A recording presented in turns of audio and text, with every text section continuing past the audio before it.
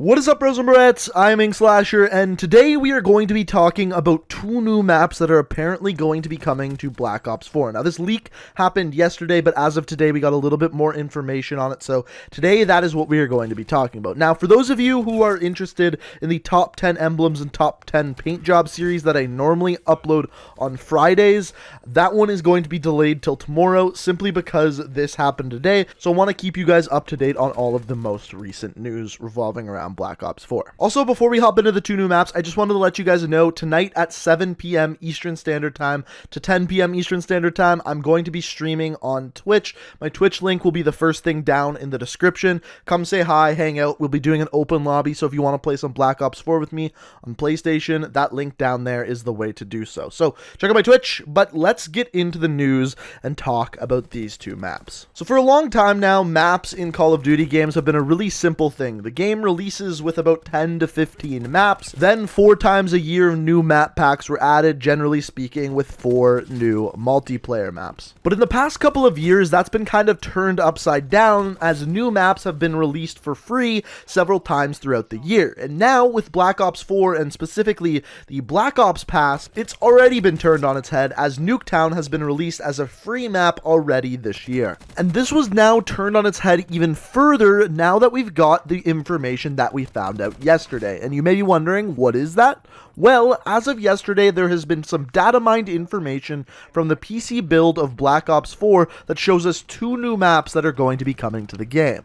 Now, if you guys don't know what data mining is, basically when there's a new update for any video game, people can go into the game files and look at things and even sometimes get into specific game modes that don't exist currently in the game. And that's kind of what they did here, and what they found was 2 new maps. Now, what are these maps? The first one that we are looking at here is nighttime firing range. So you can see the difference here between the two, and the only thing you can really see is that one takes place at night, one is during the day. Similarly, the second map we are looking at here is rainy Seaside. That's really the only way I can explain it. And what it looks like is it takes place at sunset. There's kind of that nice sunset going on in the background while the map is raining. And other than that, really nothing has been changed. And then from this, after this got leaked, there was really mixed feelings about the entire idea. Some people were mad that they weren't implementing new maps, whereas other people just thought that it was a cool idea to change up the maps. Now, we don't really at this point know how they will be implementing these maps, so kind of reserve judgment as to how they're actually going to do this. If these are actually going to be part of DLC 1, I think that is absolutely ridiculous. In my opinion, if all they are changing is the weather, daylight, lights on a map, it should be a 100% free update for everyone who plays the game. And I'm guessing that that's what it'll be, and I'm glad if that is the way they are going to implement it.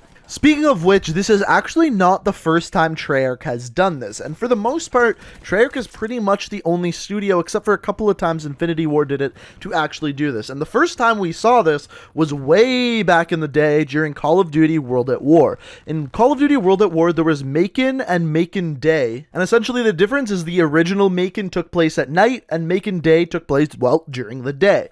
However, another main difference of these two maps is Macon Night actually had high tide, whereas the water would come up further on the beach, and Macon Day had low tide, so it did change the way the map played quite a bit. Whereas most of the maps that we are seeing now, especially like the ones we're going to talk about in Black Ops 3, the only thing that really changes is the aesthetic and the lighting. So we actually got to see this a couple of times in Black Ops 3, a more recent Call of Duty game. The first example we had of this was Fringe and Fringe Nighttime, which is a map that they implemented almost close to Black Ops 4 coming out, and another map that they did this with was Redwood and then Snowy Redwood. And as far as these two maps went, they were a little bit different, where Snowy Redwood was literally just a cold version of Redwood. There was snow, there was ice on the water, and other than that, the map didn't really change. However, the Nighttime Fringe map from Black Ops 3 was a little bit different. In fact, the time period of the two different maps were completely different. One was far in the future and almost more like a Dust Bowl type town, and the other was more in the past, and it was interesting to see the difference between the two there. However, what we are looking at in these future maps, starting off with firing range, is a little bit more along the lines of Snowy Redwood. And what I mean by that is based off of the screenshots that we see, not much is going to be changing on the maps aside from the time of day. So specifically in Fire Range, things are a lot darker. There are lights in certain areas of the map that are going to light it up, but all in all, the gameplay of the map is not going to be changing much. Similarly with Seaside, the only thing that is changing is once again the time of day, and that is going to be raining. Now, this could change up the footstep sound a little bit on the map, but all in all, the map is not going to play differently. There's not going to be extra doorways or anything like that. So the maps will play the same. The only difference is the aesthetic. So then after this brings us to the point where I have to ask you guys, what do you think of these maps? The simple answer is as long as they're going to be free, I think it's okay. As long as they're adding these things in for no cost to the players, I think it's great for the games, adds a little bit of variety, and makes it so the maps that you are used to are changed up a little bit every single time you played them. Now, what I don't want is I don't want these new maps to take away from new content. And what I mean by that is if I have an option between playing Nighttime Firing Range or a brand new map, of course I want to play that brand new map. I don't want just an aesthetic change on an already existent map. Not to mention, Firing Range is already a remake from previous Black Ops games that they are just putting a new skin on. So to emphasize that even more, I like the idea of changing up the maps, just don't replace future content or new content with this. Now, putting the drama aside, whether you like this or you hate this, I'm curious which maps you would like to see in the future added and changed. For example, the Relaxing End tweeted this: new Black Ops Pass multiplayer DLC maps be like Firing Range Winter, Nuketown Spring, Summit Summer, Nuketown Black and White, which, by the way, I think is an incredible idea, and then Jungle, but it's winter and it's dark. And I get this, I get the kind of humor behind it, saying that all of the maps that are going to be recreated have already been in all the previous Call of Duty games. I get it.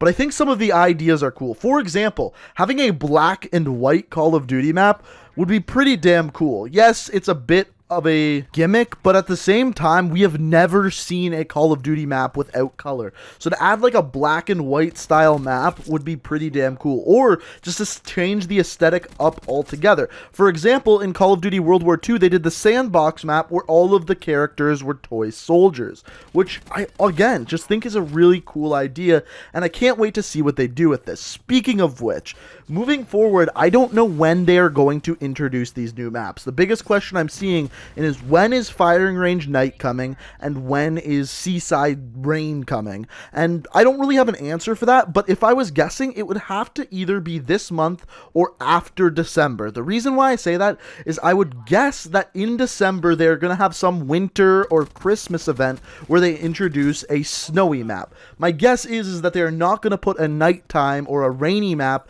in during the winter or Christmas or December, whatever. My guess is that during that time, there will be some sort of snowy map implemented. By the way, I think one of the cooler snowy maps to implement would be a jungle winter map, because that map's kind of in the middle of a jungle that wouldn't normally get snow, so it would be cool to add that kind of idea to it. Now, the final thing that I'm going to leave this video off with, I've asked you guys a few questions. I've asked you, do you think this is a good idea? The second thing was, what maps would you like to see changed or have different weather on them? But the last thing I need to stress in this video is, we've already had one multiplayer map added. We have Nuketown added into the game. The one thing we haven't had in Black Ops 4 is any change whatsoever to the Blackout map, which is odd because to keep up with Fortnite changes one thing with their map pretty much every week or two, and Blackout just hasn't had any change. They haven't added any new areas. The one thing that they have had was the Blightfather, but that was in the beta of the game. We haven't had anything new, not even limited time events. So the thing that I am looking forward to next is some sort of change to the Blackout mode in Call of Duty Black Ops 4. Now, I know that before Christmas, they're trying to get the balance down and make sure the game is perfect for those people getting the game at Christmas, but at the same time, I want to see some new content added into Blackout, not just multiplayer with these new maps we're seeing here today. And Treyarch, if you need any ideas, my suggestion for the Blackout map in December is to make the entire thing snowy, make the sea frozen. I think that would be a really cool addition, even for a month or 2 months, or all through the winter. I think that would be an absolutely amazing change to the game and change up how Blackout plays. On top of that, you could replace the ATVs with snowmobiles, but hey, that's just my idea. But to end off the video, I just wanted to hear what you guys think of these new maps. Do you think it's a good thing? Do you think it's a bad thing? On top of that, what maps would you like to see added in or changed in Black Ops 4? Also, guys, if you enjoyed the video, I'd really appreciate it if you could hit that like button, and if you're new to the channel, be sure to hit that subscribe button and have notifications turned on to be updated whenever I upload a video. But guys, I hope you enjoyed the video. Thank you so much for watching, and until next time, peace out. Paradigm.